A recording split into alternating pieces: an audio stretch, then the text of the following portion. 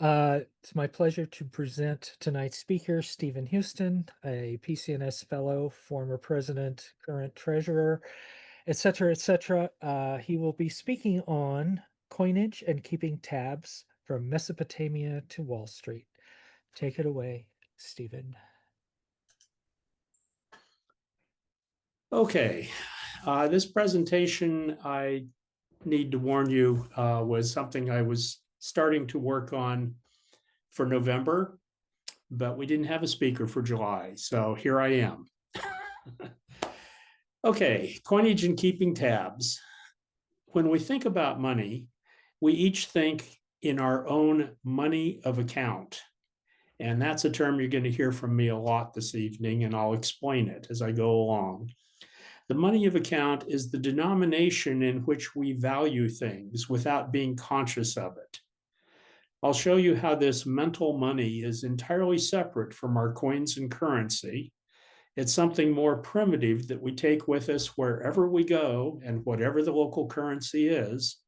And it affects our decisions about what we spend, where we eat, how we evaluate the goods and services we're offered. Here is an official dollar coin chosen as the coinage standard in the early United States. For those of us who've lived our lives in the US or Canada, we think in dollars, as do people in about 30 other countries, which each has their own dollar currency, although the actual value of the dollar varies from place to place, but they call it all the same thing, even though it may vary very widely in value. These are the dollars we normally think about in the US, though most of us probably don't even picture them in our mind when we think in dollars.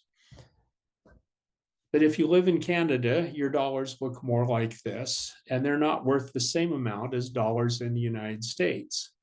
But if you live in Canada and work there, spend there, and bank there, these are the dollars that you use for your money of account.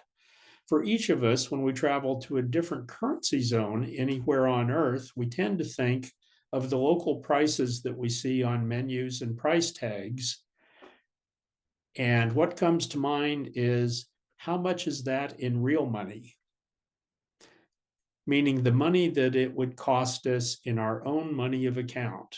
If I'm in London and I'm offered a nice dinner for 20 pounds, what would that cost me in US dollars? That's how I evaluate it. And I think most people do that. Before I get into the money of account in greater detail, I want to discuss a little sideline here, tackle this detour to take on the widespread but very wrong notion that people used barter before there were coins. That idea was presented by Adam Smith in 1776 in his publication, The Wealth of Nations, in which he tried to explain human economies logically. Smith was what was then known as a moral philosopher. His armchair task, if you will, was to come up with ideas which explained human behavior. And he wrote books about this. When it came to the economy, barter was simply Smith's best guess at how people must have had to do business before they had coins.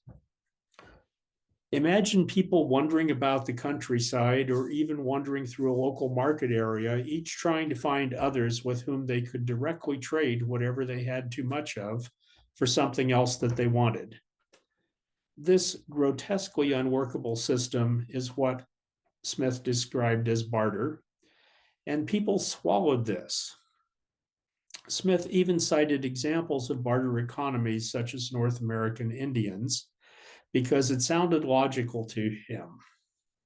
That was his job as a moral philosopher, come up with explanations that made sense, even if there was no evidence for it whatsoever.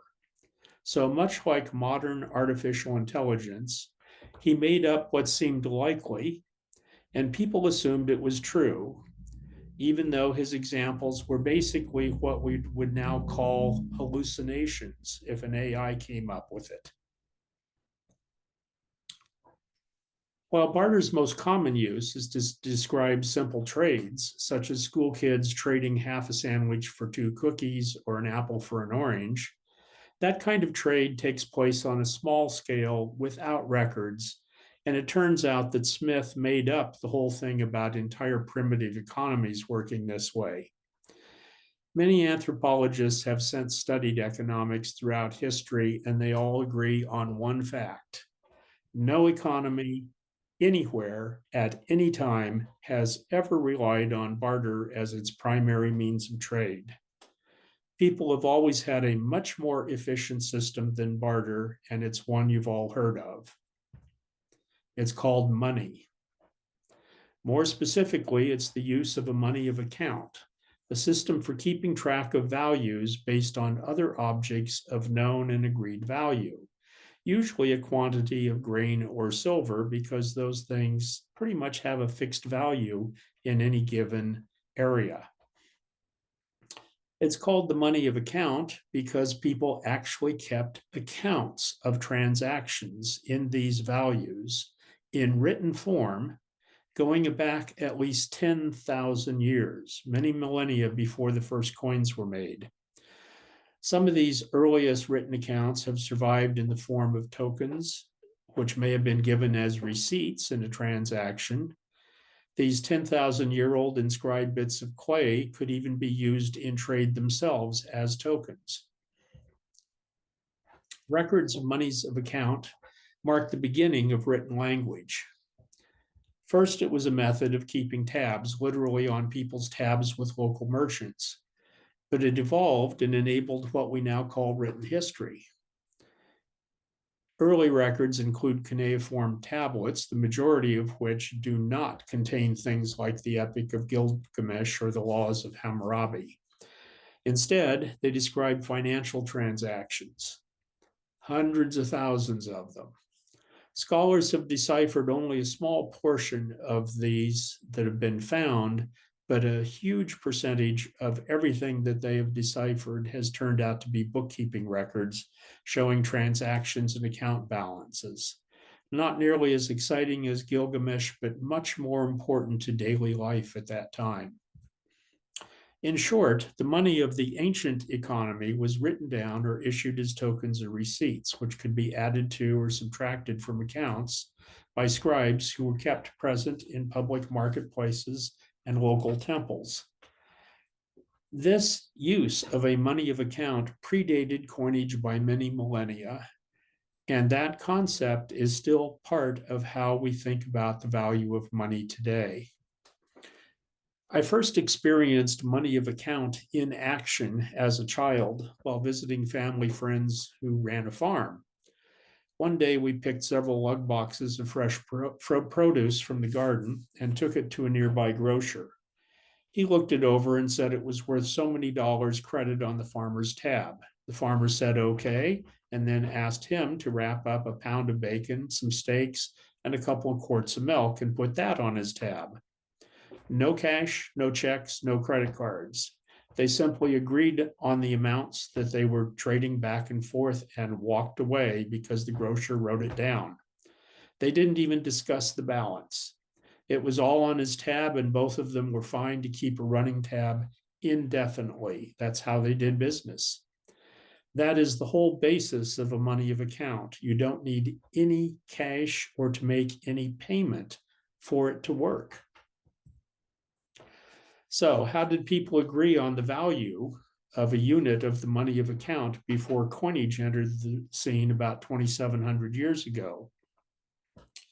Written records were set as fixed measures of grain or weights of silver, complete with officially approved exchange rates between both grain and silver, so the transactions could be made and recorded using either one or some of each. And no silver or grain needed to actually change hands for transactions to take place, just a record of the grain or silver value being recorded. In fact, grain or silver was often unavailable to the participants in a transaction, and neither of them wanted it. The recorded amount was how value was stored for later use. Both the buyer and the seller found this to be simpler than exchanging other goods. Just having an agreement as to the value that they placed on it was enough to seal the deal as long as a record was made in the money of account. In fact, some of these records don't even mention the unit of the money. They simply record that person A is adding 2 of silver to the account of person B. How much silver the 2 meant was a given. It was the unit of account, the unit of the money of account, just like a modern store clerk in the US might say, that'll be 5 even. Neither person has to question whether or not they mean $5. It's a given. Money amounts or units were named for locally standard weights. In the ancient world, these often included things like the mina, the shekel, or the talent. These weights were known throughout pre-coinage economies, often associated with fixed amounts of gold and silver, which would be the high-value items that they represented, or grain for smaller values. The weights had a known fixed value in both precious metal and grain, so even commerce between places using different weight standards could be performed easily by simply adjusting the rate to calculate the difference between the weight systems. It's much like we now figure exchange rates between US dollars and euros or UK pounds. However, ancient transactions, even with different weight standards, would have been much more straightforward than ours, because both values were in real amounts of known objects, silver or grain, rather than being based on some bank set rate where neither the buyers nor the sellers can even guess at how the exchange rates were set. Modern international banking has replaced the more transparent and honest money changers of old. Different areas had different weight standards, but the use of grain and precious metals behind those standards provided common interchangeable values. Here's another set of weights from another area in the Middle East. When coins were introduced around the 7th century BC, the possibility of local trade without the need for keeping accounts became theoretically possible. But in fact, early coinage was scarce and it was inconsistent in weight from town to town. So coinage was adopted slowly as local coin supplies expanded. It didn't just take over from trade and money of account. It was not treated as a welcome and eagerly adapted change. Written accounts of money continued to be used in most areas for many centuries. In fact, some people never used coins once coins were introduced, whether it be because they were poor or lived in a region where coinage wasn't commonly available all the time. Early coinages tend to be high valued and limited in circulation, so the idea of keeping accounts of the money of account continued for many centuries. Here's an example of a pre-coinage stone weight measured in shekels. That was a weight standard. And here is a gold shekel of Carthage struck to the shekel standard once coinage was introduced. So the names of weights became coin names, and a few, such as the shekel, have survived quite a while. When coins change but the denomination names remain the same, even though fluctuating in value over a long period of time, the money of account doesn't actually change in the minds of the people spending the coins or currency. They still think in terms of shekels or dollars. A modern dollar isn't worth anything like the dollar was worth 200 years ago in terms of buying power, but everybody along the way in the US has thought in terms of dollars. Greek coinage was the first on the scene in the Western world, and their money of account became the dram. The dram is a silver coin about the size of a US 10-cent or dime coin, and larger silver and even gold pieces were named as multiples of the basic unit of the dram. Copper coins were also struck in a few areas as fractions of the dram.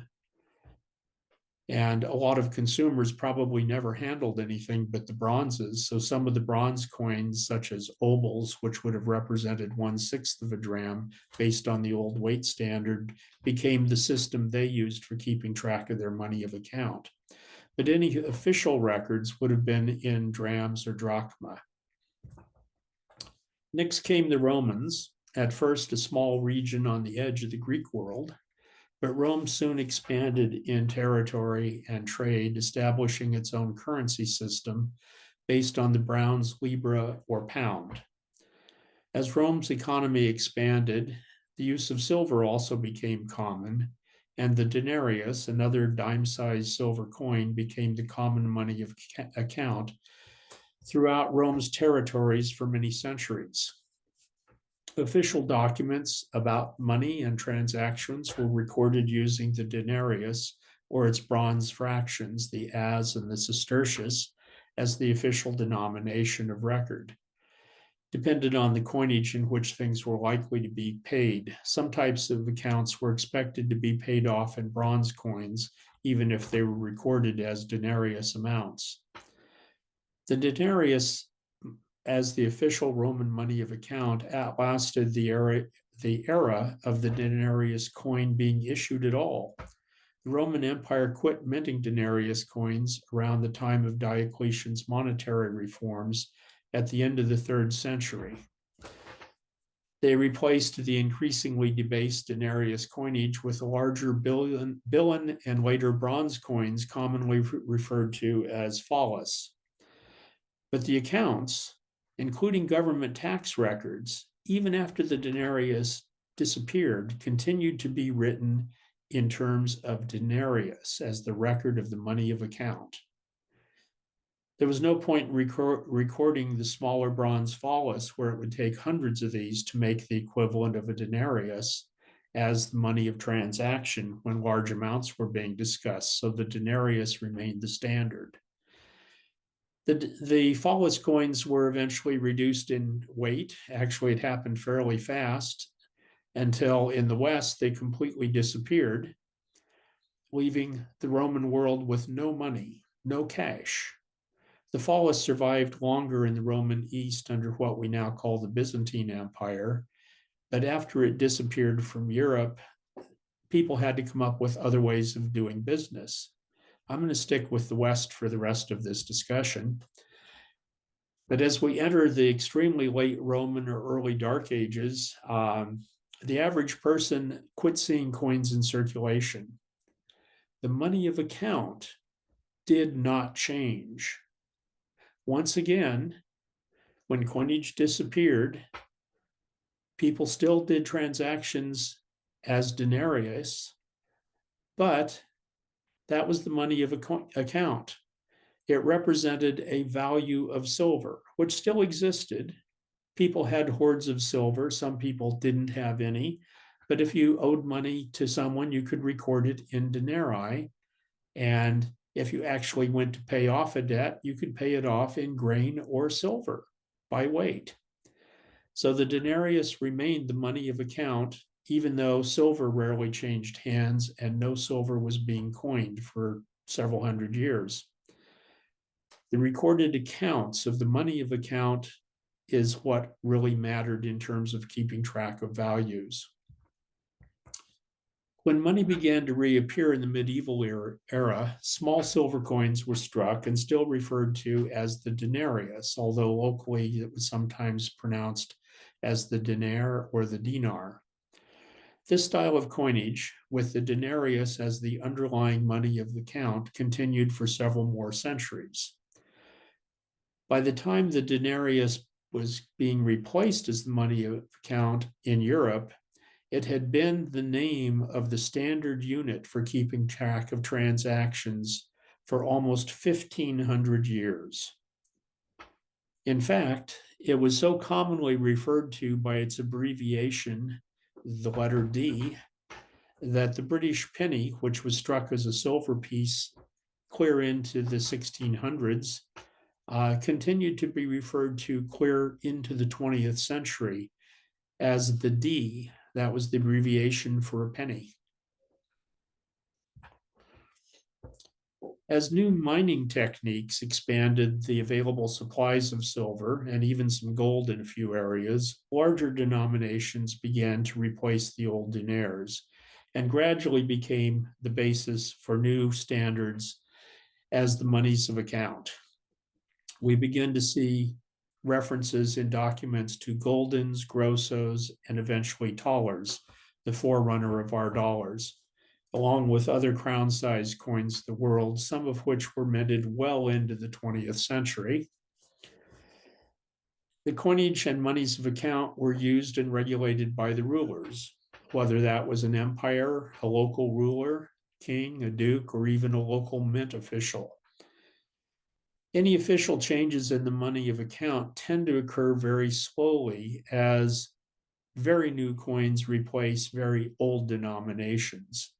It's not something that gets rushed through very often. In the late 1800s, under the Latin Monetary Union, many nations from around the world agreed to mint coins on the same weights and size to use in trade so that it would be easy to do international business. This screen shows some silver crowns of the Latin Monetary Union. These are all denominated as 5 units. We have francs, bolivars, lira, and pesetas. And these circulated commonly side by side and interchangeably between countries in Europe up until World War I. However, the dream of a unified European coinage, which began in the 1860s and died out in the 1920s, took the rest of the 20th century to finish maturing. The growth of banking, stock, savings, and investments has gradually replaced coins and paper currency with accounts once again. Now, they were kept on paper for a long time, but now they're kept digitally, to such an extent that in recent years, the use of cash has declined so dramatically that you can now travel around the world without carrying cash. Still, when we travel, we tend to think in terms of our own money of account. Whatever the local denominations, all of our expenses eventually get converted back into our own currency and settled up when the credit card bill arrives by email. Many of us even now pay this electronically and never use cash for our bills. In fact, if we handle coins at all while traveling, it's usually in extremely small amounts of the local currency wherever we are, but rarely for larger expenses such as transportation, lodging, or even meals. It's for the little stuff. Digital currency now offer the possibility of non-local money of account, but these still lack official backing. Staggering losses from fraud and hacking are extremely common with digital money, and the risks to consumers are massive. You could potentially lose all of your digital wealth if your system you choose to take part in collapses. Plans to create safe digital money systems require some kind of enforcement, and part of what's been discussed is the idea of requiring non-digital currency behind it to back it up so that it will be safe. With the idea of these transactions being conducted worldwide on a digital level, it seems to me that such controls are quite unlikely. There's discussion of creating central bank digital currencies. Even here in the US this week, it was before Congress. The idea here is to gradually move transactions away from checking accounts and cash. Bankers in general don't like it. Some government officials believe this will end or greatly reduce criminal money laundering internationally as well as locally, while others fear it will give the government the ability to see into the privacy that we currently have when using cash.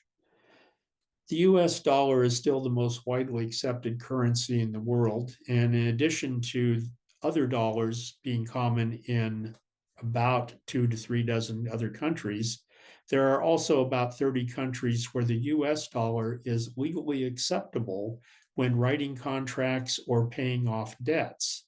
even though the local currency and the local money of account is officially something else. So it's very widespread. Our money of account has been part of our way of thinking for at least the last 10,000 years, and it's not likely to go away or even change significantly anytime soon. If a guaranteed central digital currency were to catch on worldwide and be accessible to everyone, and that's two truly massive ifs, it might still take generations before people begin to think in terms of ABC or XYZ money instead of a mark, a yen, a buck, or a pound. By the way, you can still exchange old mark coins for euros, even though the mark coins haven't circulated for 25 years.